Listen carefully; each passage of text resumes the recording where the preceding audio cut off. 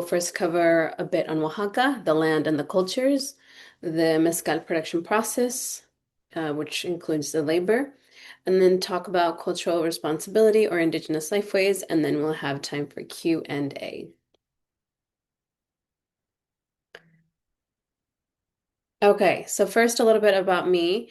Again, my name is Fabiola Santiago. I am from the world's capital of Mezcal, which is Santiago Matatlan. It's a pueblo about an hour from Oaxaca City, in Mexico. Um, I was undocumented for 20 years, and I mentioned this because the restaurant industry was one of the few places where I could actually work and make some money. So that was my experience growing up in LA, and that's actually the experience of a lot of Oaxaqueños, Oaxacan folks who live in LA, which is home to one of the largest Oaxacan populations. I worked in the restaurant industry for about 10 years. That is what got me through college and graduate school. For undergrad, I did sociology, and then for my master's, I did public health. And my public health experience was focused on immigrant health. I did courses on maternal child health as well as globalized health. But my research experience has been more around worker rights and immigrant rights. And then I'm a mom. And I think this is an important component of my identity and also how and why I do this work. And then about Mi Oaxaca. Mi Oaxaca is a fairly new nonprofit that's established here in California. And our purpose is to preserve the indigenous roots of Oaxaca's cultural and culinary contributions through storytelling and cultural education. Mezcal is our starting point, and we really want to make sure that a mezcal is understood as part of culture and not just as an alcoholic beverage. And now I would love to see and learn who else is in here. So you can feel free to unmute yourself or you can drop it in the chat. Please share your name and or pronouns if you use one, your workplace and your work experience. Primarily want to know which of the folks here work in the hospitality industry and then your favorite food. At least today, I know favorite foods can change. Um, but would love to see who is in the room.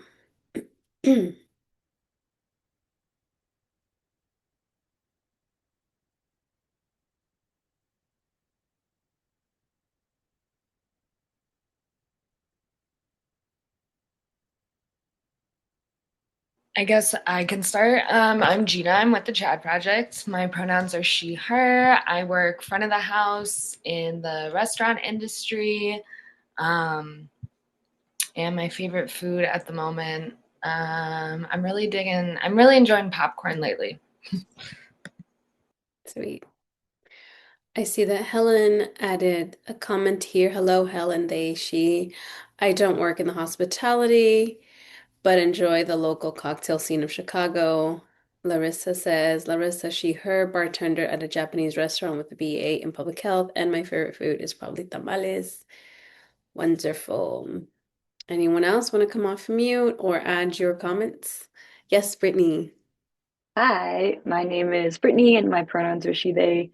I'm calling in from the traditional territory of the Lekwungen speaking people, the Songhees and Kosapsum First Nations in Victoria, BC, Canada. Um, I'm actually an event manager, primarily in food and beverage events, and a program developer. And my favorite food slash drink is for sure coffee. Sweet. Love coffee. Cool. I see a couple other comments in here. Steve, hi Steve. He, him, bar consultant and project manager. And then Karina. I use she, her pronouns. I'm a server at Cerdito Muerto in Pilsen. Favorite food is pasta. Wonderful. Well, feel free to continue to add as your favorite foods, where you work, if you're in the industry, and in the chats, but we're going to move along. Okay, I like to set the tone first with a couple of pillars: permission, acknowledgements, and practices. So, acknowledgements here for me is an act of respect to the collective ancestors as well as radical ancestors who transmitted their wisdom so we could be here. So, I want to take the moment to acknowledge that and them. Permission is a practice that we use very much. It's in Oaxaca, in our pueblos. It is how we engage with each other before we plant seeds, before we harvest, before we speak. I mean, if we're in a communal space, we always say con permiso, which is may I please, like it's permiso. There is no, it's not permission in English. It's slightly contextually and culturally different, but it is a practice that we have. And then for our group practices, I want you to bring in some curiosity, ask all of the questions. We are here to learn together. Feel free to include them in the chat or unmute yourself. The second practice is reflection, and you can do this on your own, whether it is by jotting down notes, um, doing some reflection later, or also practicing critical thinking out loud. And the third one is awareness, and that is just to be aware of how much space you take or you don't take, how you ask questions, what the content brings up in you, is always an important request that I have. I will read a couple of the other comments that just came in here. Getse, you can call me Z too. Pronouns they, ella. I work coordinating and managing programs and communications in some of the orgs I do with are in the hospitality industry. I'm also a former bartender and server. Favorite food today is Japanese curry. Beautiful, thank you. And Lizette, I'm not in the food industry, but I'm part of Oaxaca. Oaxacan from my dad and joined to learn more history of mezcal in the culture. Wonderful, welcome. Okay, let's go into purpose and objectives, which is what we hope you walk away with. So the purpose of today's webinar is so that you can understand the social cultural context of mezcal in order to more respectfully work with a cultural product. And for objectives, I've laid out the following. One is to learn about Oaxaca's land, people, and Oaxaca's role in the mezcal industry. Second is to understand the mezcal production process from a Central Valley Zapotec perspective. And I really want to highlight that part. Mezcal has been made or is made in several regions throughout Mexico. I don't like to say that it's the number of states because even in Oaxaca, not every region in Oaxaca engages in mezcal production.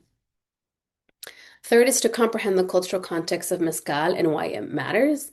And then fourth is to think about how hospitality professionals can engage more thoughtfully with mezcal and cultural products. And cultures of Oaxaca. A little geography lesson here, because if you are like me and are a product of a public education system, you probably did not get an adequate geography course. Let's talk about why it matters in the context of Indigenous cultural appropriation, it says here, but I think this is from a previous presentation. My bad, it's still relevant. So Oaxaca is a southern state in Mexico. So on this first one, you'll see that it is shaded in a deep red. And then if we zoom in to Oaxaca, Oaxaca is divided into 8 regions. There's the coast, the Istmo, the Sierra Sur, the Sierra Norte, Papaloapan, Cañada, Mixteca, and Valles Centrales. Valles Centrales is the region where the majority of mezcal that we get in the United States comes from. But you'll also find production in Sola de Vega, Miahuatlan within the Sierra Sur, as well as part of the Mixteca and parts of the Sierra Norte, but it's concentrated in this. The Costa has not historically made mezcal, though there are maguey that grow and are endemic to that region. So Oaxaca is one of the most biodiverse states in Mexico. Via flora and fauna and all the microclimates. You just saw the map. So we do have beaches, mountains, valleys, meadows, jungles, and forests. Valles Centrales, which is valleys, is a valley. So it's very arid. Oaxaca is very popular today, especially for hikers, bird watchers, mountain and road biking. Oaxaca is also home to 28 of the 35 recognized agronomic races of corn. It's the state with the most diversity of agave species, and I do refer here to agave at 37, though I've seen other sources that say up to 40. And this is true for other foods as well. When it comes to cacao, chiles, corn, maguey, herbs, and more, Oaxaca has the most diversity and of plants, and that are also endemic to the state. In terms of social and economic conditions of Oaxaca, it's consistently one of the states with the highest poverty rates. In 2022, it ranked third poorest. 12 out of every 100 people over the age of 15 are illiterate. Oaxaca is also home to the largest indigenous population with 16 ethnic groups, the largest indigenous speaking population, also with 16 languages. And so about a third of folks who are in Oaxaca speak an indigenous language. It has one of the largest migratory populations nationally and internationally. So people often have to leave home, whether that is here in the US and across another nation, or go northern Mexico, or larger cities. And then here I have a slide about indigenous because Oaxaca is home to the largest indigenous population. That when we talk about this, especially in an era where so many of us are reclaiming our indigenous roots and identities, that for Mi Oaxaca and myself as an individual, these are the um, I don't know what to call them, but these are the points that I subscribe to. And this is actually from the Indigenous Forum, Permanent Forum on Indigenous Issues. Um, I just want to highlight a few of them. One is the historical continuity with pre-colonial and or pre-settler societies. So that means that we know where we come from. And it's kind of linked to this third point, which is strong link to territories and surrounding natural resources. We'll kind of talk about this a little bit, but there are some foods that are very specific to place.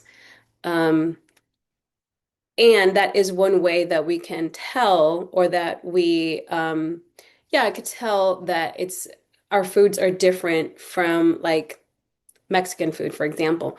Though we are seeing a lot of Oaxacan food be Mexicanized right now, as well as mezcal, which we will talk about.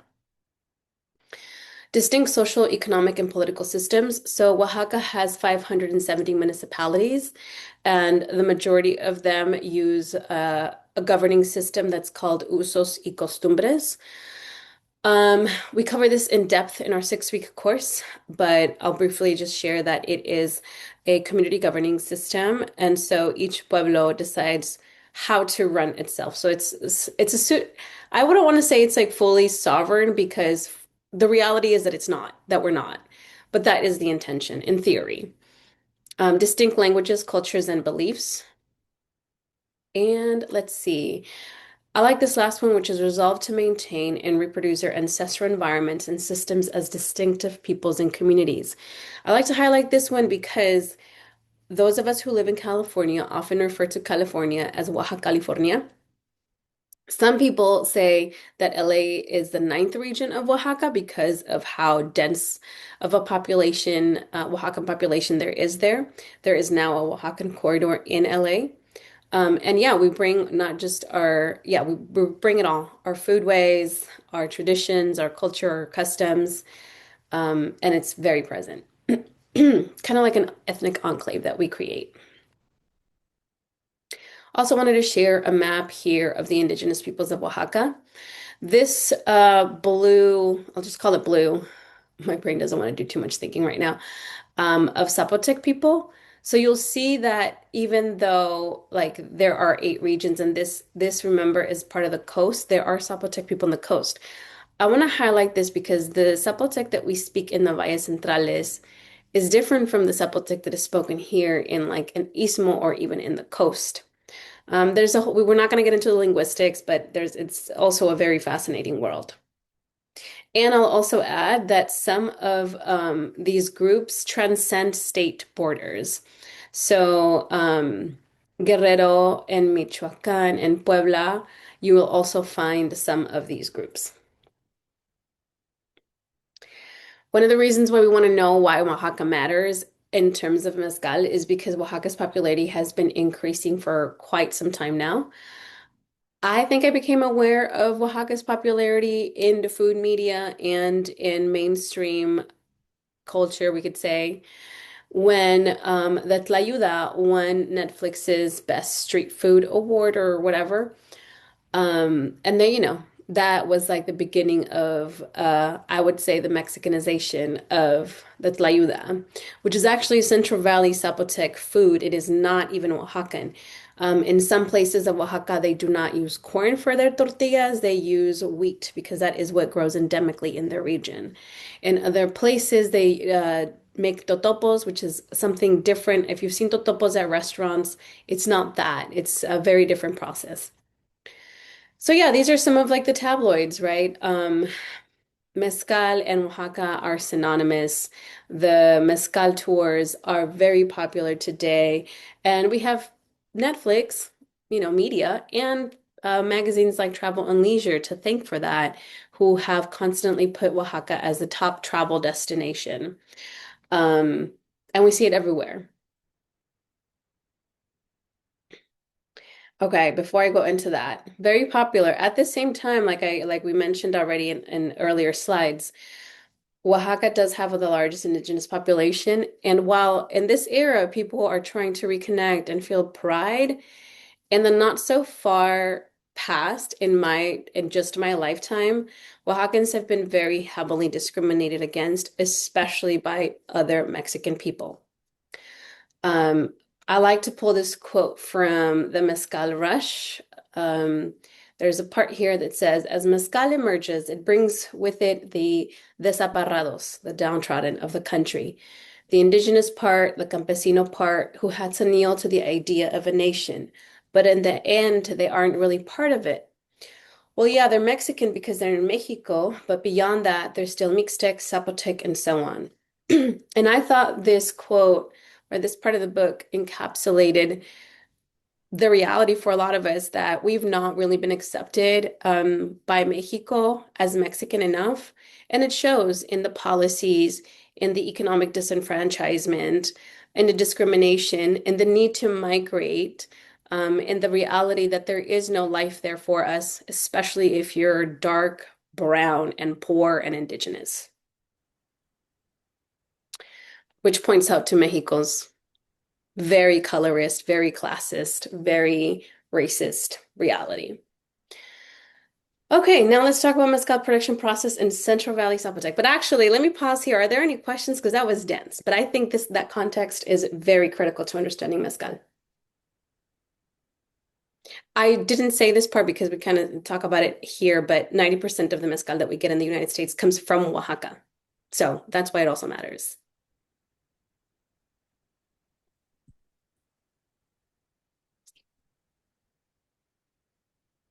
All right.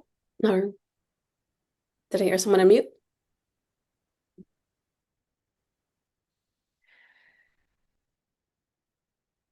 No? Okay, then we can go on. So mezcal production process in Central Valley, Oaxaca. Zapotec, these are territories. So I use these words. I'm starting to change it because I've used Zapotec. Zapotec is the Nahuatl world word for Zapotec for Diza. So it's kind of like, let me try to think of an example. But you would say somebody speaks Spanish, but if you say Spanish in Spanish, it's Español. So for us, we are Diza. Zapotec is what the Nahua people call us. So if we're going to be a little bit more true to our identity and to who we are, it is Diza, being Diza. A note on words here. So agave versus maguey. So we use the word maguey most of the time, unless it makes more sense to use the word agave, which basically means that we're trying to actually use the botanical word. So maguey derives from the Taino people of the Great Antilles and other islands, and the original word was believed to be mawey. Here are other indigenous names for the plant. So in Zapotec or in Diza, we use dob, this one, the first one, or dob. We've also heard folks use that. In Mixteco, we have yavi, and you'll see some other ones here. The ones with an asterisk is folks who, again, transcend the Oaxaca state border. And agave is the botanical and word for the plant. It's what most people call it, though we are seeing more people use the word agave, even in the pueblos. It's a word that traditionally has not been used or historically has not been used, but that's how naming happens. So let's talk about the plant. I added here a map of the different varieties of maguey, or you can see like the distribution of the plant throughout Mexico. Um, so there are around 270 agave species, and for this one, it is agave species in the world. Between around 40, 42 can be distilled. Some of them are ornamental. 75% of those 270 are in Mexico, with the majority in Oaxaca. The plant takes between 6 to 30 or more years to reach maturity so that it could be distilled. And they reproduce only once in their life. I'll briefly say that this first image shows an hijuelo or a pup, which is one way that it can reproduce. The second one here is images of the seedlings that are now germinating. And it's probably a little bit hard to see, but this third one is a bulbi, which is when another pup grows on top of the parent plant. All right, so for the process, first it's harvesting.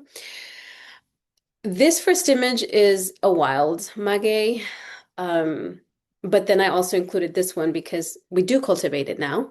It is something that we have started to cultivate, not started, but is now being cultivated. However, you see here, this is all garbanzo. This is in my dad's, our family's plot.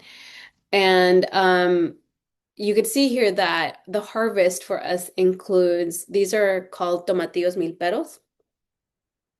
These flowers are from Todos Santos, or what is commonly known as Dia de Muertos. Those flowers only bloom during like that 2 to 3 week season for Todos Santos, as well as some other herbs, corn, and this is called chilacayota. It's a type of squash. But this is all what grows with the plant. So traditionally, we don't monocultivate. It is cultivated with other plant relatives. To harvest the piñas, this is the maguey, the leaves, the pencas need to be shaved off and then uprooted. And then this is actually one of the images from a magueyero truck. Um, in 2013, it was my first trip back to Oaxaca after I got my green card. I got my green card and then I went like the following week. And if you can read the sign, it says Santiago Matatlan, so it's heading towards our pueblo. Before this, though, before the trucks, they would use donkeys or mules to bring the maguey or to haul it. Second step is the cooking. These are from two different pueblos. The first one is from Santiago Matatlan, so this is one of the ovens. It's outdoors. This is where it gets cooked. If you see, there are rocks around the oven. These are volcanic and river rocks. Same thing here. This one is from Santa Catarina, Minas. Which is they're about 50 minutes from our pueblo. It's still in Valles Centrales, but they don't speak Zapoteco. It's interesting, and majority of people there, they don't consider themselves indigenous because they don't, even though they use usos y costumbres, they don't speak the language. And they don't have clothing that is very specific to their culture. Every other pueblo does. They usually use other pueblos as huipiles and regalia and clothing. So, these are the kind of nuances that if you don't know, you're not from there probably, or spend a lot of time there, you wouldn't know. This second image, these are men organizing the maguey hearts, the piñas, into the oven. So in the bottom one, you'll see that there is all this wood underneath. So they set that on fire. And then they put the rocks on top of it. And after it's warm enough or heated at an appropriate temperature, then they start organizing it and start cooking it. They do put some bagazo, I don't have that image, over the rock so that they're not placing the hearts directly on top of the fired rocks. And then there's this final step. I mean, there's definitely covering. It's not like they're just putting like dirt and, the hearts in between rocks and dirt. They cover it. But this is a quick 101. And so then they pile the dirt on top of it. So it's an underground oven. This here is my grandmother. There's a science to this. It seems like it's very trivial, but it's not. They use all their senses. This is what we would call an indigenous technology because the thickness of the dirt has to be specific so that it doesn't erupt because it is fire. There is some water that they add there, and then they cover it. And then these last images are after it's been cooked. It cooks for about 4 days, no more than 5 days. Does anybody know what these ones are? If you're in the mezcal world, you should be able to tell which one, what species these ones are.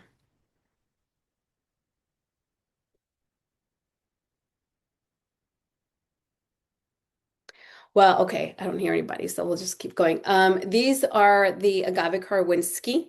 So these look like cereales and maybe barril. Those are the maguey names. And those are cooked. And this is probably espadín. It looks like a mix as well. Sometimes people mix different magueyes, not always to create an ensamble, but sometimes mostly to create an ensamble, which is a distillate, a mezcal that has more than one type of maguey. All right, after the cooking comes the mashing. I'm gonna pause because it's a video, but you could see here the horse is pulling. Um, well, it was, and that's the actual distillation.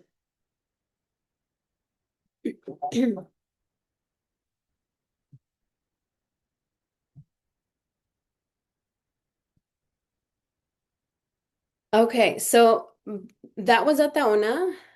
But before the Taona, because that one is of Spanish influence, there people used to use the maso en canoa, which is this, which basically they would mash the maguey by hand in this thing and just crush it. Some places now use an electric grinder, which you can see folks here using it. And this image is actually from the Sierra Sur. These are also Kerwinskis. Um, they're using the chipper or like the electric masher. And then that one, which is probably the most popular one. And not really listed here, but even before the mashing, you do have to, most places let the maguey rest for a certain period of time. That period depends on the producers and on the pueblos. In some places, they let it rest for long enough so that it starts creating some sort of mold. And that mold also contributes to the flavor. I mean, every single step does, but that one is also part of it. After it's been mashed, then we go into the fermentation phase. Most in Valles Centrales, most folks ferment in these wooden vats, though in the Mixteca, there are some folks who ferment in the cowhide, which is the stomach lining of the cow. Obviously, contributes to flavor as well. Some other folks will ferment in plastic containers, cement, just different ways of fermenting. Um, it gets covered. Sometimes they cover it with a tapete. Sometimes they cover it with this other, oh my God, I forgot the name of the material, but different material to cover it. Um, the interesting thing about fermentation is that you have to keep an eye on it. So that's my child, by the way. He is listening to the bubbles that the fermentation uh, creates. So if you hear bubbles right next to the vats, it means that fermentation is active. Um, and again, a sensorial experience, right? People use their senses to really to complete the production process. Another question, y'all, though, y'all are a little quiet. Does anybody know what is being distilled here besides the bedu, which is in Zapotec, but there's the foam should give it away.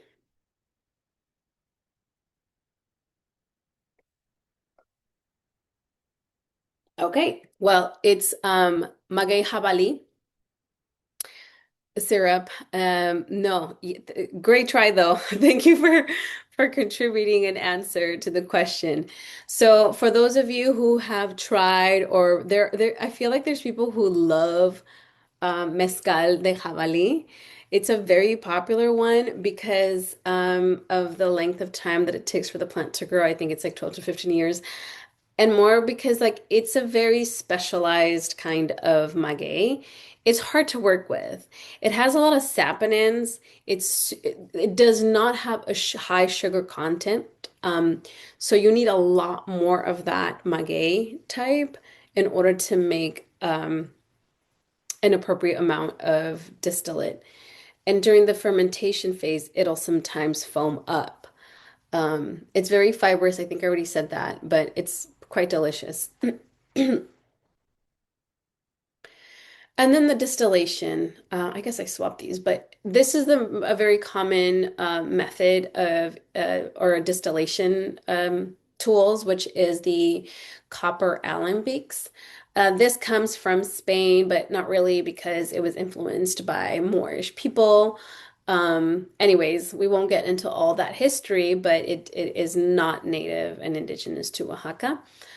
But it's very common in valles centrales. And for folks who haven't seen distillation, so there's a pot down here, and that's where the mash, the fermented stuff goes in.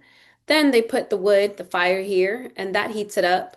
The liquids, part of the liquids evaporate. This is where it evaporates. So the evaporation goes through this neck and then it goes down here. So if you see, there's water in here, and so when the water is there to help cool, and then well, distill those vapors back into a liquid, and this is where the mezcal comes out. This other method, however, is I think I would say it's being people are starting to use it more. These are distillation with clay pots. There are many pueblos that make clay pots and use, they don't call it ceramics, but oh my gosh, barro in Spanish. Um, so that is another way that people made it before the arrival of this, um, the copper alembic. Similar concept, but looks a little bit different. And then for this one, you could see that the mezcal is coming out and into this glass jug. Any questions for the process?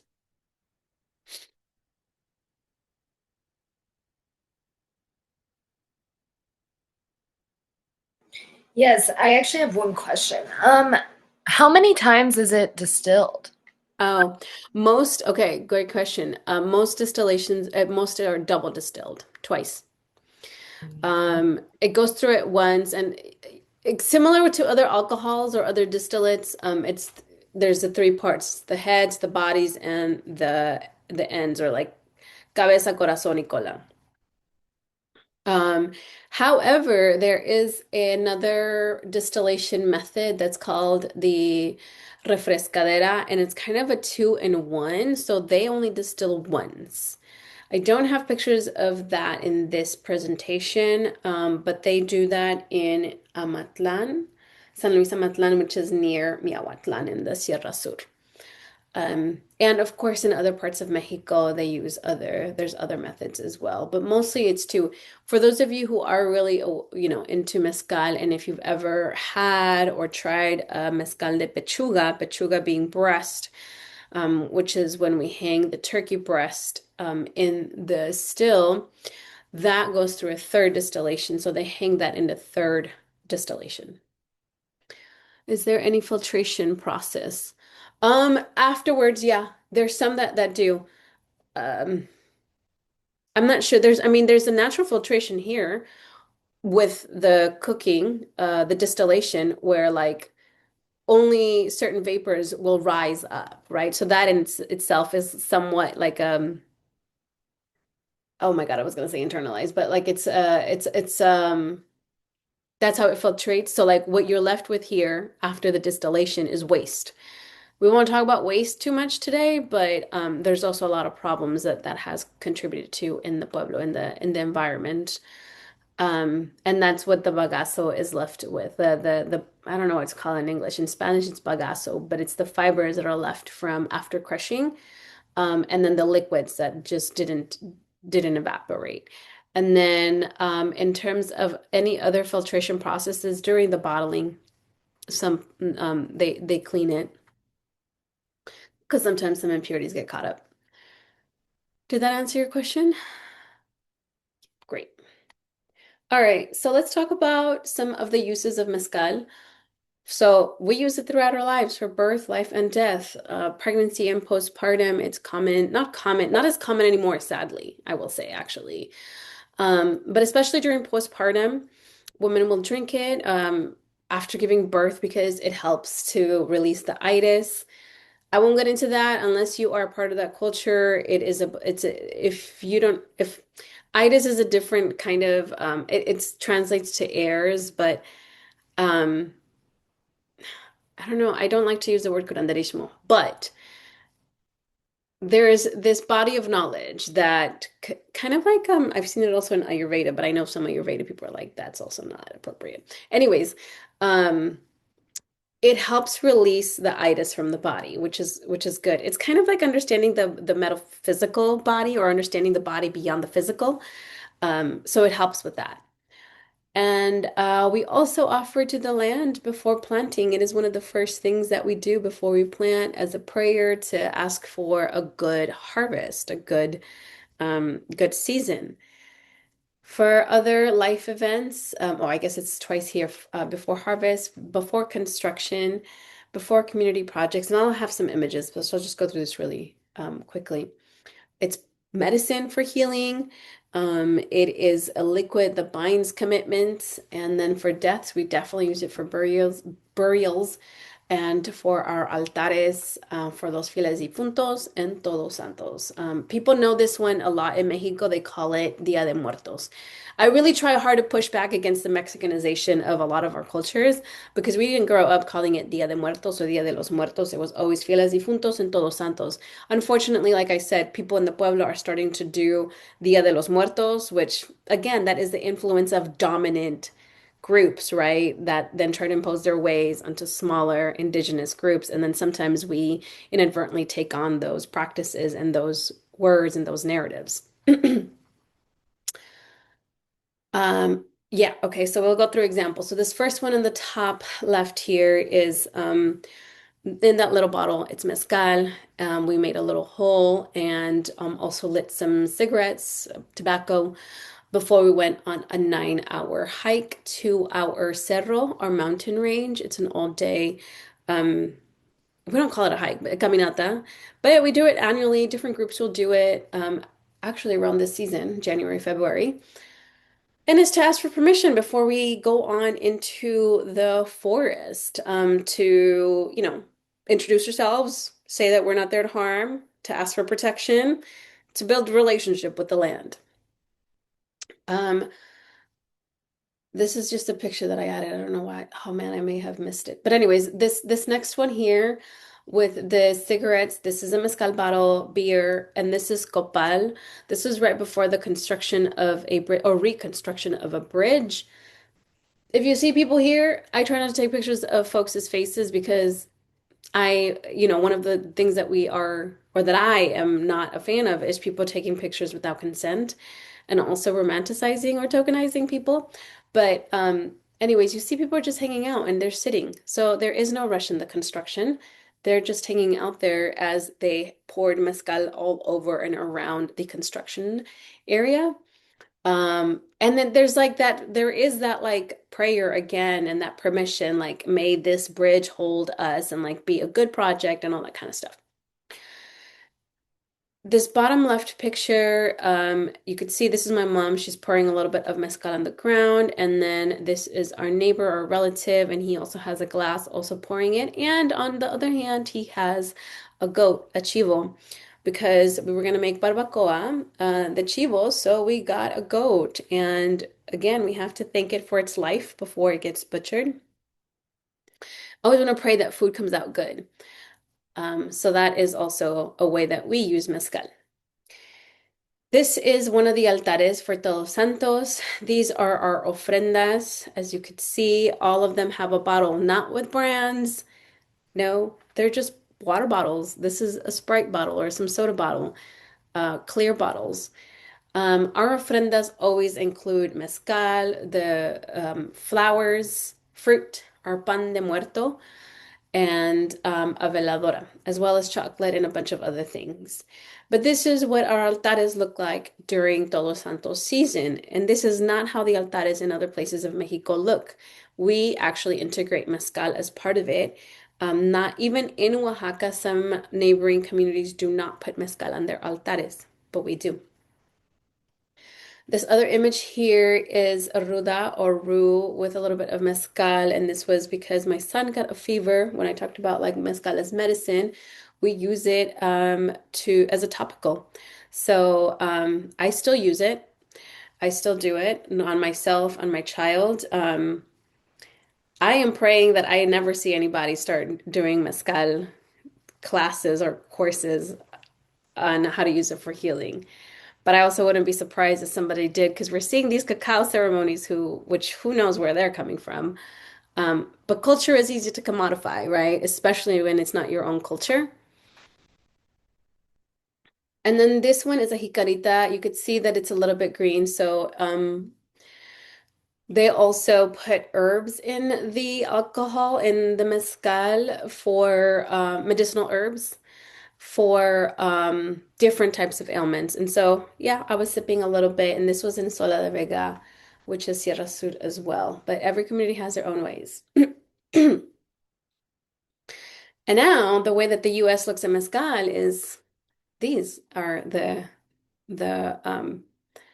this is what we find, right? Mezcal, tequila, smoky, spicy cousin, 13 mezcal cocktails our editors love. The 12 best mezcales to drink. So the narrative here and like how they present mezcal is radically different, very different from the ways that we understand mezcal. Um, Continuation of it is here, like consuming it, understanding the organoleptics, only the tasting notes. Tasting notes are super popular.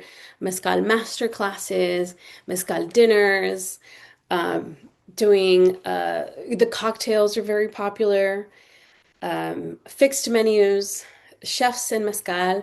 So those ways are very Europeanized Western ways of engaging with mezcal. I always like to paint them, these two side by side. Helen says, are there different kinds of mezcales made for different celebrations or uses, like healing? Do recipes processed from the same maker vary? Let's start with the first question. Yeah, so like the pechuga one, for example, that's only for very special occasions. Um, there's one that I have right now that is distilled with chocolate, not cacao, chocolate and corn. And that one was at Todos Santos. So like especially the women producers, they will make one for Todos Santos, very specific to that. My grandma says that there are some magueyes that have specific healing or had. I don't think they do anymore. I think I was just reading a different book about it, and like tequila is so sad. Like, anyways, let me not go there. Um, but yeah, like tobala has some people have used it for specific remedies. And then do recipes or processes from the same maker vary? Do recipes Like, I guess I was wondering, would the same mezcal maker make a pechuga versus a different kind of distillation process for the different celebrations? Or do you get the mezcals from different places depending on what you might be using them for? I don't know that I understand that. Wait, do recipes. The producers, I mean, they have their own, they have their processes in terms of like the process that we just went through, like the harvest, the cooking. They have their cooking methods. I mean, there's a lot of, again, we offer the 6 week course, though actually we're not offering it this spring, unfortunately. But we talk about even like how the maguey leaves are shaved. Each community will shave leaves differently, and that also contributes to flavor. Mhm. Um, so yeah, they have their process in those ways, but I don't know what other kind of processes you're referring to. And then in terms of like recipe, I don't think we really understand recipe the way that we understand recipe here in the US. It's more like they just know what it is. Like I don't know, like if I think this is like a lot of folks of color, right? Like we don't do recipes. Like that's like a very uh systematized way of understanding food and food ways, but there is a recipe in the sense that like there is a process to things. Um but yeah, I mean they have their own. I mean for like the other maguey that we saw, the jabali, there's definitely a different process to working with it because it behaves differently. So they'll just have their own ways for each type of maguey type and mezcal type as well. I hope that answered your question. Okay. Um, okay, so what are these like different ways of consuming mezcal? What is the impact that they're having? Well, in one example, it's just part of our lifeways. In this other example, it's for consumption, it's for sales, it's for demand, it is to fit a capitalistic model. And that kind of model has impacts on the environment and the social cultural fabric and the economy. So for environment, for example, with this demand, especially when it comes to cocktails, people want their espadín. That takes the least amount of time to grow and reach maturity. And so now we're seeing a lot more monoculture of maguey espadín. Deforestation, y'all saw that it takes wood for it to be done artisanally.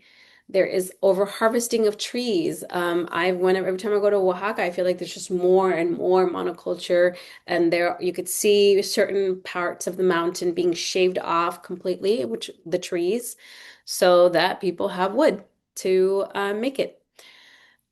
Some wild agaves are at risk of extinction, and some actually have already been extinct. I was talking to another colleague, another native colleague, and she mentioned something that I hadn't thought about. And she said, I wonder which of those that went extinct gave us like hallucinogenic experiences.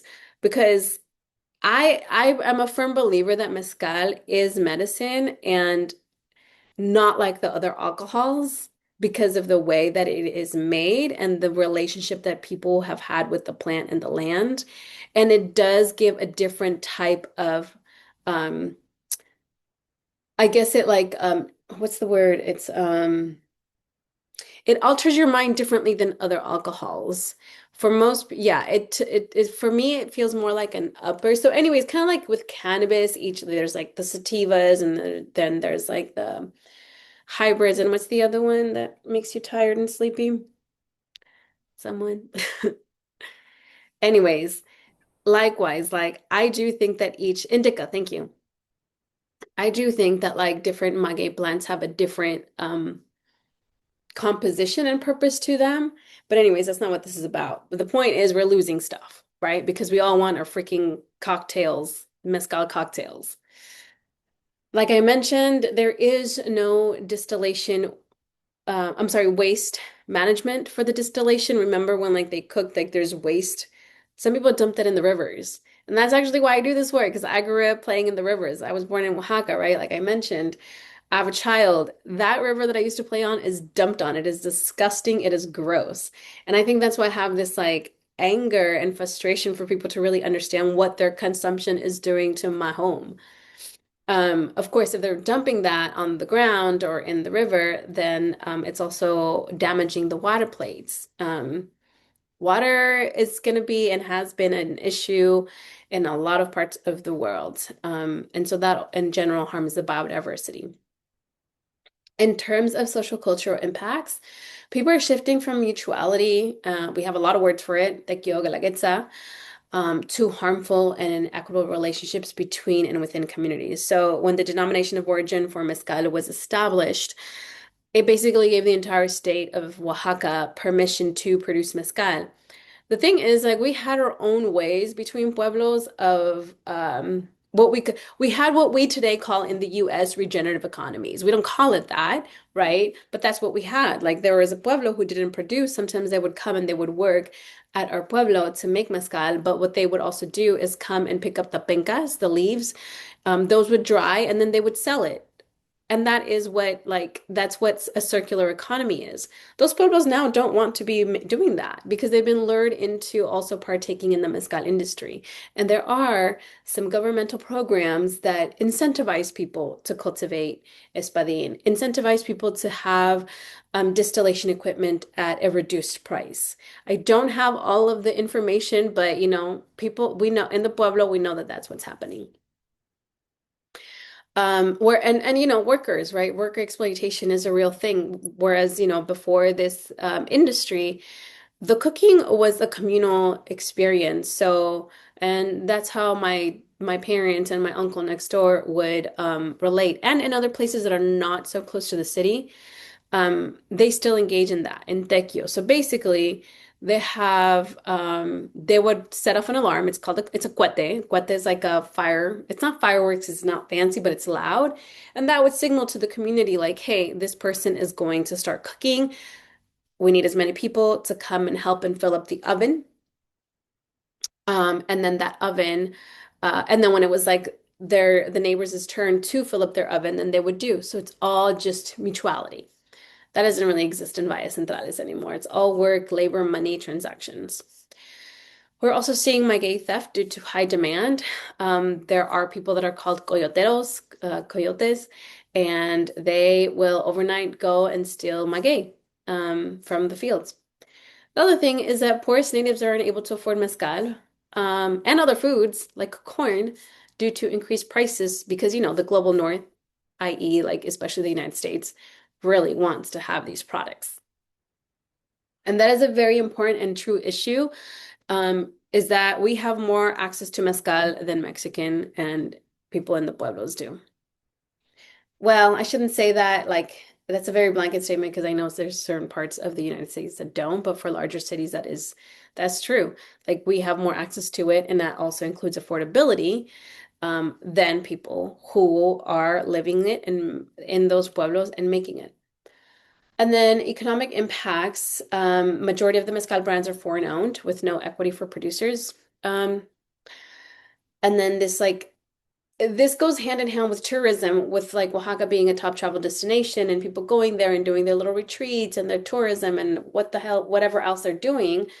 It's also leading to increased housing prices, at least in the city, and displaces people. But it also, I think, puts pueblos in a susceptible position because it is happening in Mazatlan where foreigners are coming and they are building their distillery on indigenous lands.